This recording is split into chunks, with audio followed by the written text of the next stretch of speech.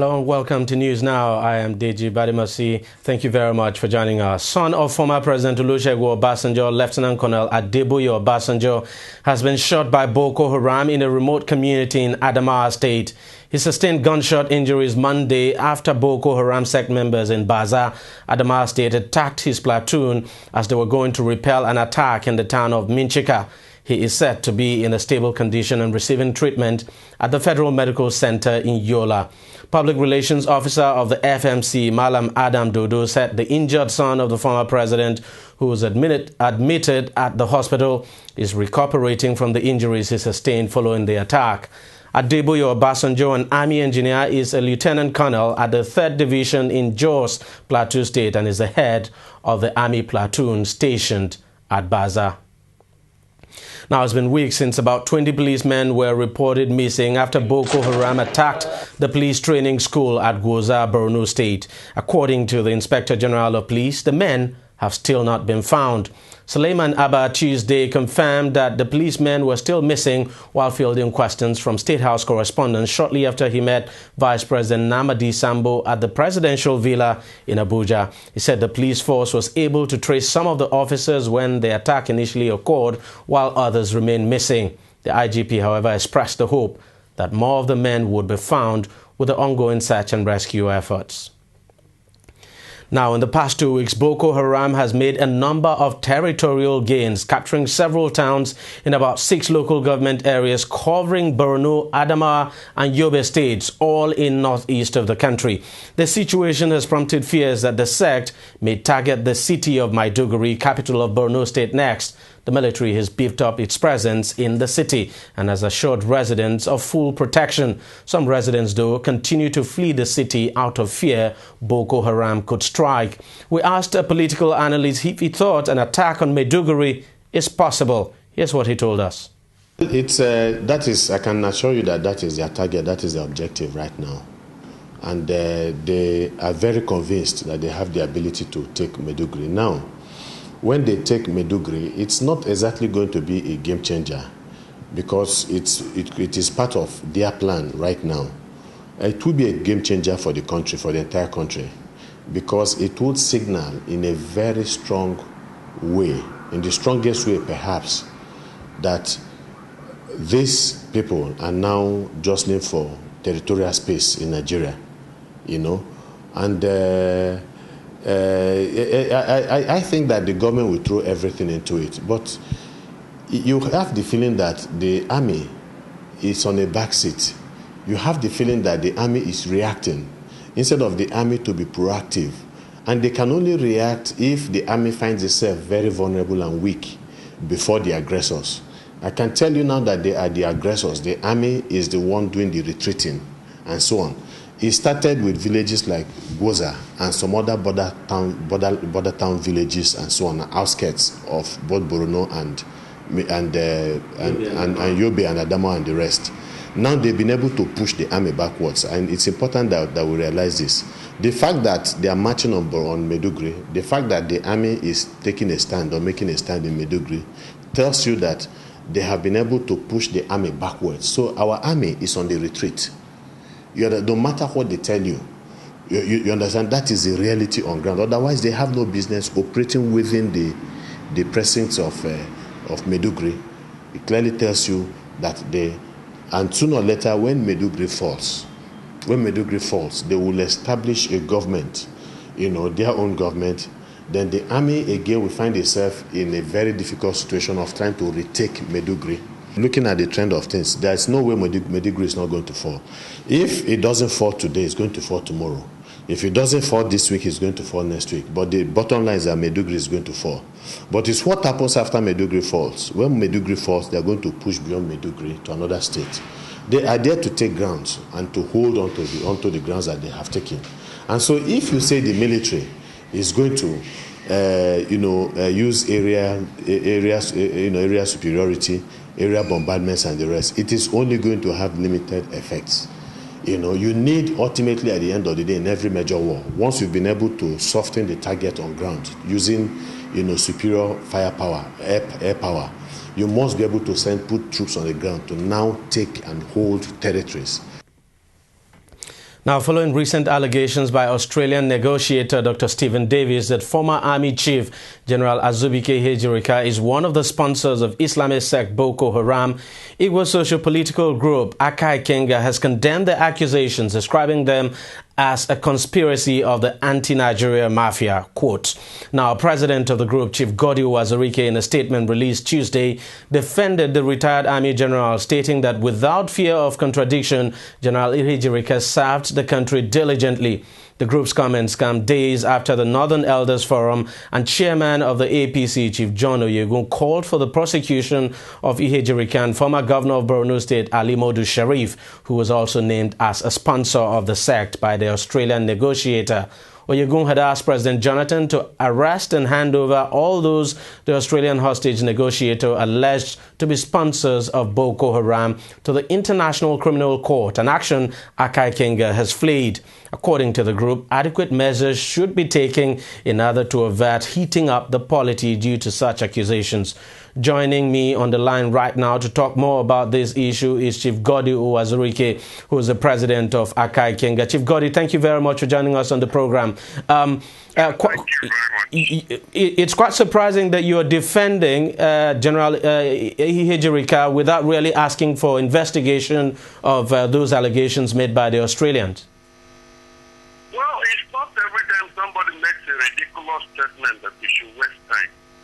In the first place, the only thing both Chief Oyegun, the Northern Elders Forum, and the RFI have ever presented to the Nigerian public is that somebody from Australia said he was told by some Boko Haram people that dismissed Chief of Army Staff, the former governor, and the former CBN chief were the ones sponsoring. That is all.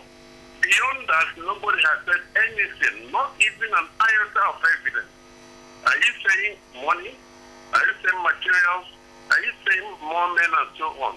But you remember that this same Chief of Army Staff was the same person the Northern Elders Forum said they were going to report to the International Criminal Court for one thing and one thing only, that he was very brutal in fighting Boko Haram.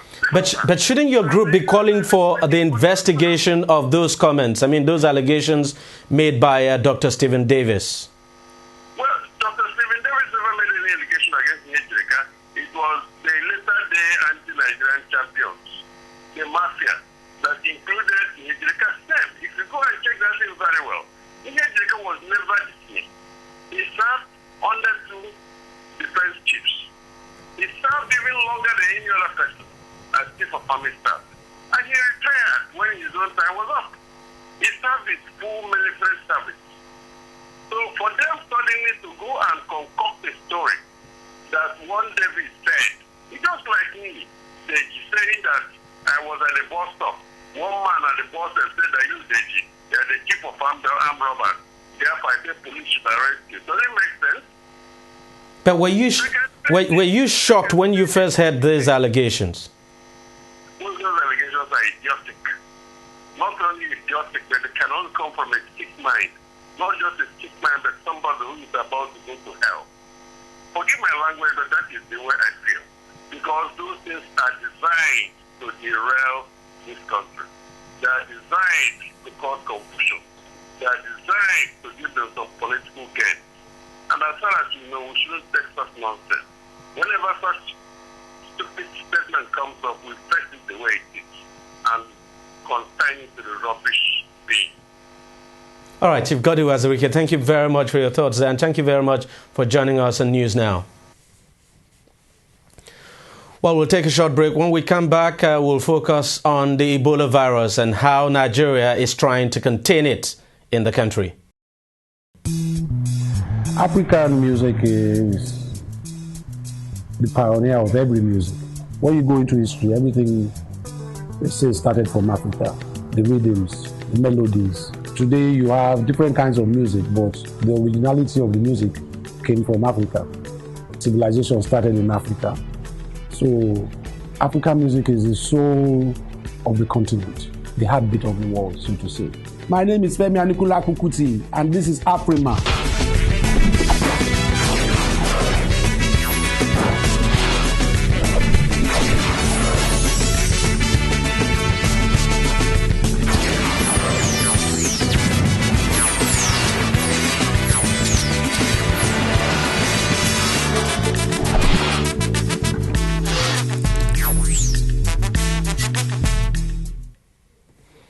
Welcome back. Now to the Ebola virus. The Lagos State Commissioner for Health, Dr. Jide Idris, has said that the Ebola virus disease can be effectively managed in the country if suspected cases are promptly reported for adequate medical attention. Idris was speaking today at a media briefing in Lagos, where he addressed newsmen on how far the Ebola virus has been contained in the state. We have so far treated and discharged 9 of those cases that came to our treatment center. So just to show you that people can still live if the proper things are done. And all these 9 patient cases in Lagos have been discharged and have been reintegrated successfully with their families and communities. The common thread amongst all these cases is their early presentation. All those ones that presented early, all those ones that have been successfully treated, they presented early to this treatment. And the lesson is that people, that is friends, family members, whatever it is, should come out if they have a suspected case or they suspect that a relation of theirs is showing signs and symptoms of Ebola. It may not necessarily be Ebola, but if you let us know, we can send a team there to your place and they do the investigation. And if it's a suspected case, the proper thing will be done by taking the patient away from the family, decontaminating the environment, and again instituting early those people on treatment. So what we want to reiterate is the fact that people should be brought for surveillance or as early as possible to ensure better outcome. Yeah. So there is a critical need for everybody to be forthcoming with information regarding suspected cases. And again, you know how the case in Rivers State happened. This is just an example of if people came out early instead of trying to do things themselves, because if you keep that information, the tendency is that if it's a confirmed case, you can infect other people. So the earlier people come out to let us know, if they suspect any case, the better the outcome.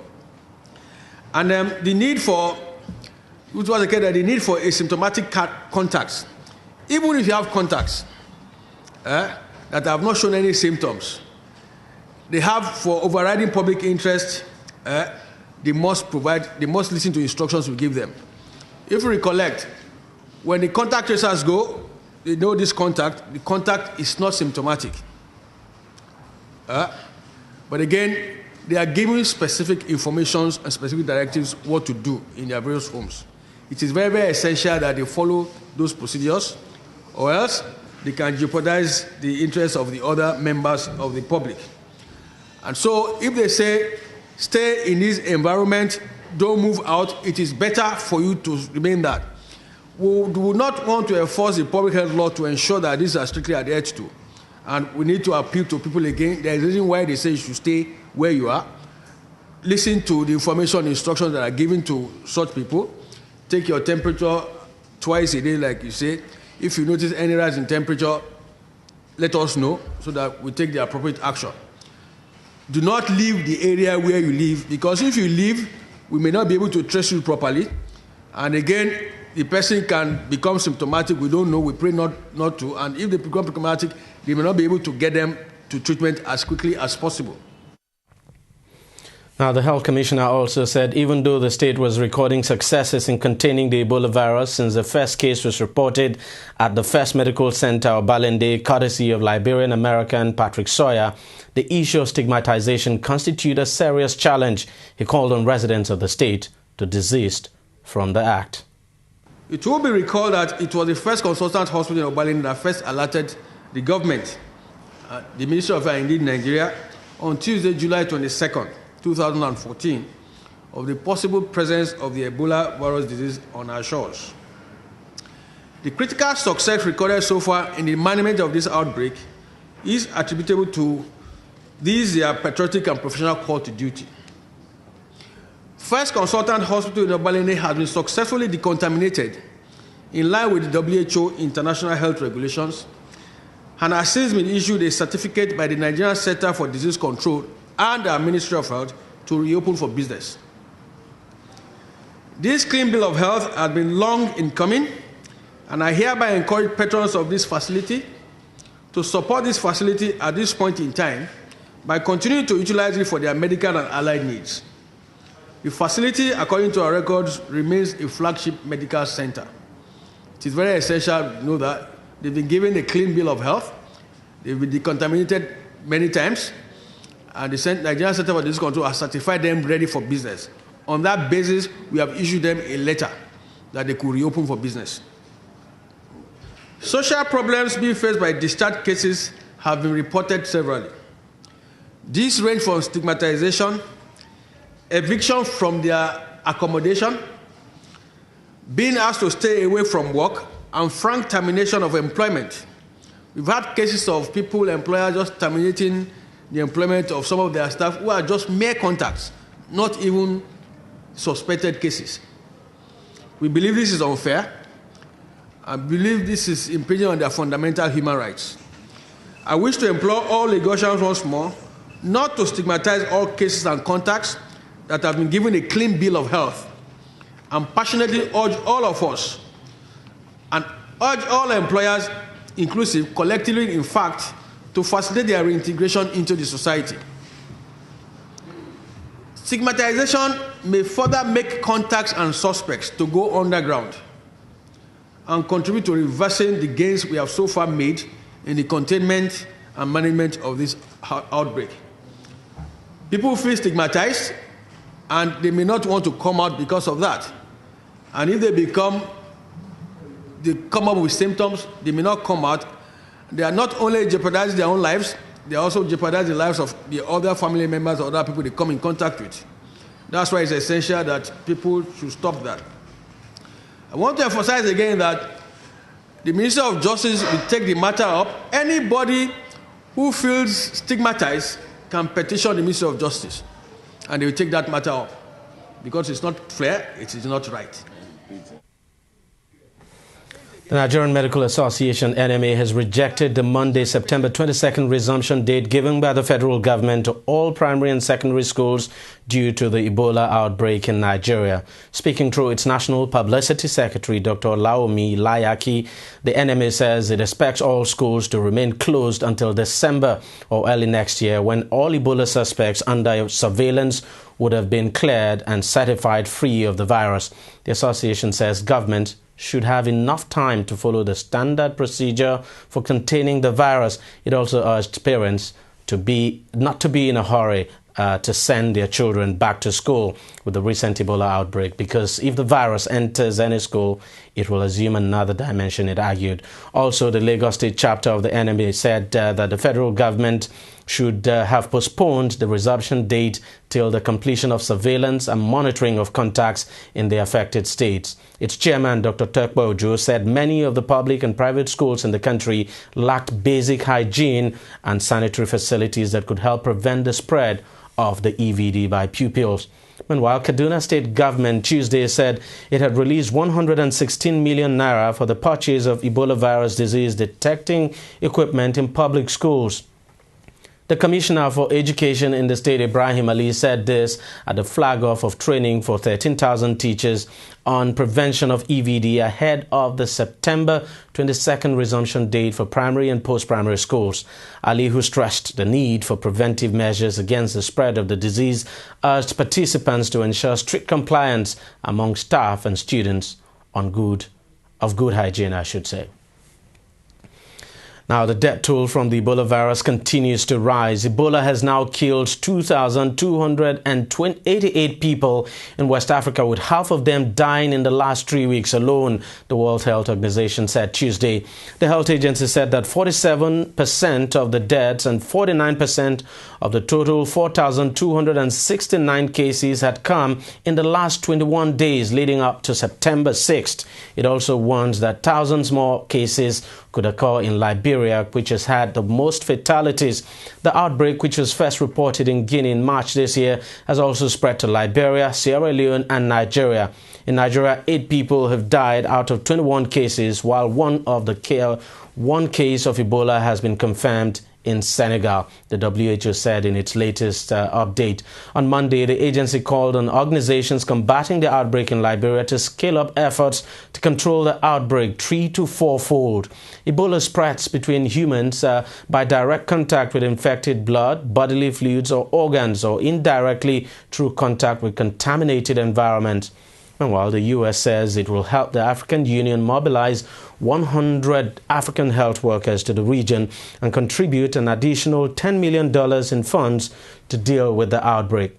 The announcement comes as a fourth U.S. aid worker infected with the deadly virus was transported to a hospital in Atlanta for treatment. Politics now. The Osun State governorship election may have come and gone, but some issues still remain unresolved. One of such issues which has left both the PDP and APC in disagreement is the decision to let the resident electoral commissioner of the state to return to office. The People's Democratic Party is opposing the resumption of Ambassador Rufus Akeju as the resident electoral commissioner of Osun State.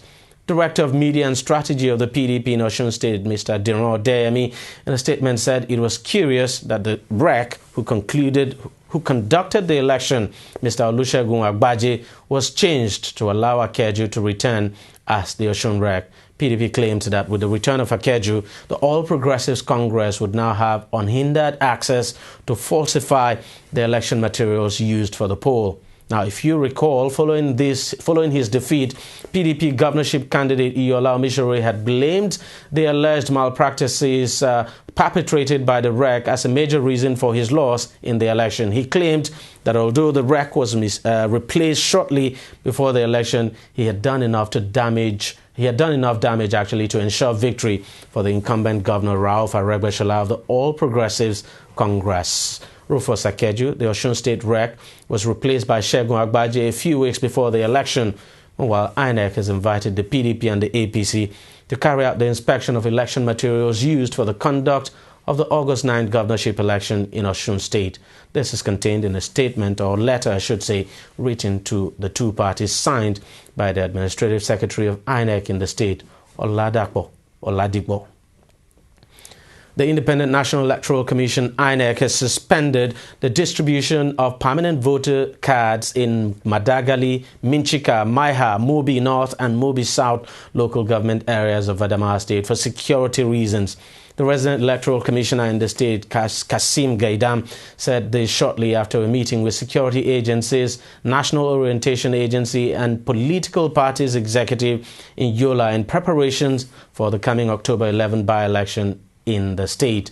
At the meeting, it was unanimously agreed that the distribution of the permanent voter cards should be suspended in Boko Haram-controlled areas of the state.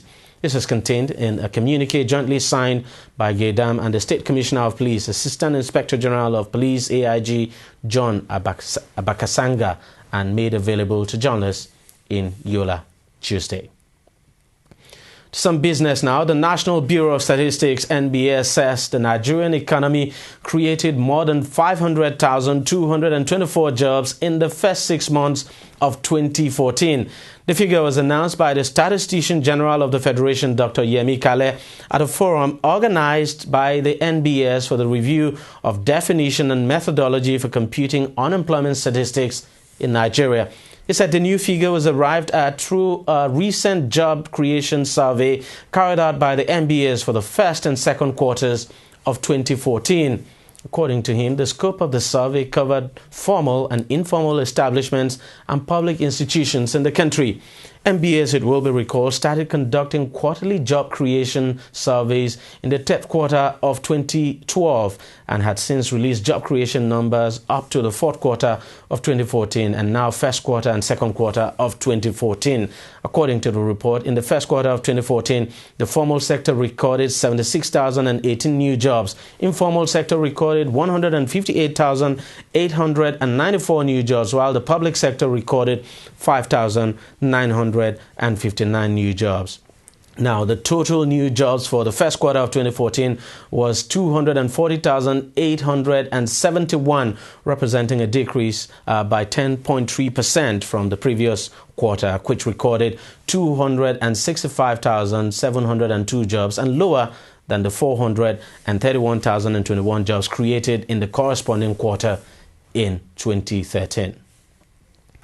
Now, a U.S. Air Marshal was quarantined in Houston after being allegedly attacked by an unknown assailant wielding a syringe at the Murtala Muhammad International Airport in Lagos, U.S. media reported Tuesday. According to reports, the man was attacked Monday while he was about to board a flight out of the country. U.S. law enforcement officials said they were alarmed by the bizarre, unprovoked attack because the assailant actually was apparently able to inject the Air Marshal with an unknown substance. The Air Marshal was traveling with a team of other marshals when the attack took place in an unsecured area of the airport terminal in Lagos, the officials said. He was able to board the United Airlines flight to Houston, where he was scheduled to work, and was met on arrival in Houston by FBI agents and health workers from the Centers for Disease Control. Meanwhile, officials say the victim has not exhibited any signs of illness since his return from Nigeria. Quite a bizarre behavior, I must confess. Dutch experts say Malaysia Airlines flight MH17 broke up in mid-air after being hit by numerous objects that pierced the plane at high velocity. A report released by the Dutch Safety Board said there was no evidence of technical or human error. The plane was flying from Amsterdam to Kuala Lumpur when it crashed in rebel-held territory eastern Ukraine in July. All 298 people on board, most of them from the Netherlands, died when the plane came down. Amid reports, it was shot down by pro-Russian rebels. Dutch aviation investigators relied on information from the black box flight data recorders, air traffic control, satellite images and photos from the scene to compile the preliminary report. They said the plane broke up in the air, probably as the result of structural damage caused by a large number of high-velocity objects that penetrated the aircraft from outside. The cockpit voice recorder revealed no signs of any technical faults or an emergency situation, the experts said. Now, there is cheering news for Nigerian football as FIFA has accepted the moves made to enforce its request for the Chris Giwa-led faction to quit the Glass House and allow the General Secretary take charge of affairs pending when new elections are held. This means that Nigeria will now be able to go ahead with Wednesday's Africa Cup of Nations qualifier with South Africa. The Super Eagles already arrived in Cape Town on Monday.